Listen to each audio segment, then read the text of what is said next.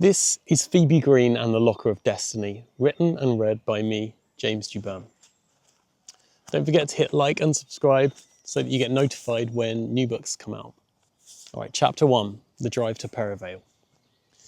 Phoebe Green pressed her finger against the inside of the car window. She slid it up and down to trace the tops of the hedgerows which ran alongside the road. "How much longer, Mummy?" she asked. "Not far now, Phoebe. Are you excited?" her mother, Katie, teased.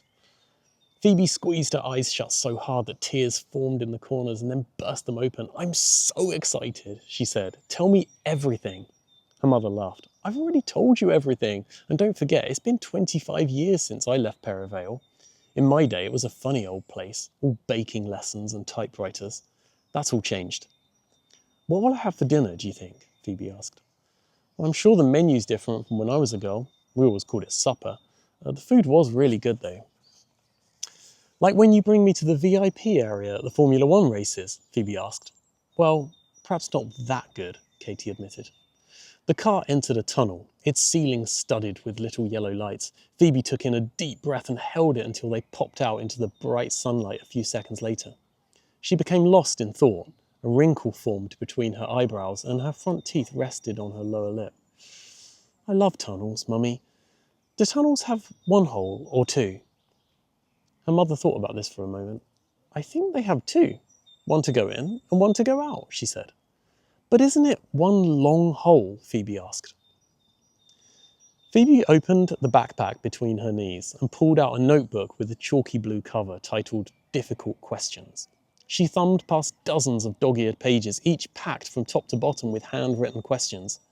On a fresh sheet, she wrote, "Do tunnels have one hole or two?" She would save that question for later, in the way that other children might save a boiled sweet from a restaurant. The chewier the better.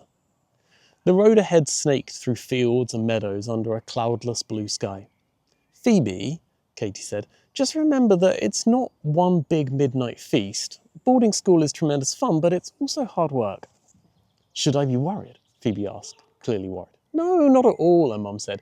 "It's just change, and sometimes change makes you nervous, and sometimes being nervous makes you—" "But we practiced sleeping in separate beds, and I did 5 nights on my own," Phoebe said proudly. 5 starts, anyway. "You'll be fine, love.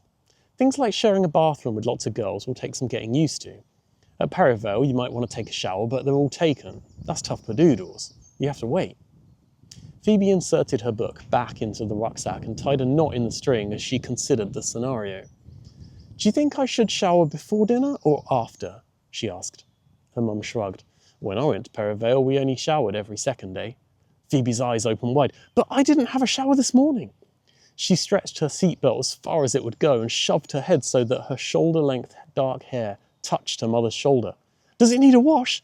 What if my hair smells and none of the girls want to share a room with me?" Her mother jumped at the tickle of her hair on her arm, and the car weaved a little. "Phoebe, get back in your seat," she said. "Your hair is fine. You've just got first-day nerves." Restless with excitement, Phoebe reopened her backpack to examine the equipment list. It detailed every item of clothing, stationery, and footwear that she would need for her new life at the all-girls boarding school. "Phones may only be used between the hours of 7 and 8 o'clock in the evening," she noted. "That's a bit strict. What if you're at the race weekend in Singapore or Abu Dhabi? How will we talk?" Phoebe's mother gave a sympathetic smile, but she knew it would be hard for both of them. Being the boss of a motor racing team meant whizzing around the world for 8 months of the year, and travelling with Phoebe had been exhilarating. There weren't many 11-year-olds who had to order a second passport because their first one was chock full of stamps. But the blur of rooftop pools and hotel menus had to end eventually. It was time to give Phoebe some stability and a chance to make real friends. "It's a shame Daddy couldn't have seen me off," Phoebe said. Her mum glanced across to check Phoebe was okay and found it was her own eyes that were misting up. They rarely spoke of him because it made them sad, but on eventful days like these, the car felt a little empty. Katie nodded. He would have loved to. The car slowed for a roundabout and Phoebe listened for the tick-tock of the indicator. They headed down a narrow country lane which rose and fell like a ribbon in the wind. After a few miles, the tarmac turned to bumpy gravel and dust kicked up around Phoebe's window. As they turned the corner, the sea came into view. "There it is," Phoebe's mother said. "Perivale School for Girls." Phoebe was speechless, for there was too much for her wide eyes to take in. To the left of the road, the deep, dark forest was straight out of a fairy tale. To the right, a patchwork of fields rolled down toward the sea. Phoebe wanted to leap out of the car and cartwheel head over heels through the long grass until her body tumbled onto the golden beach. Gulls soared over waves which sparkled in 1,000 shades of blue.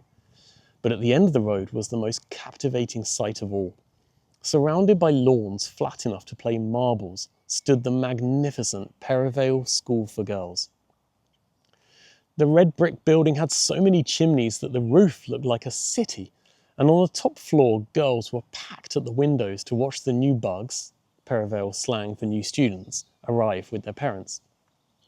When the handbrake went on at the foot of the building, Phoebe could barely see the girls anymore, even with her head twisted and her cheek pressed to the glass. Katie switched off the engine and took a deep breath, wiping a tear from the corner of her eye. "We're here, Phoebe. Let's go and get you settled in, shall we?"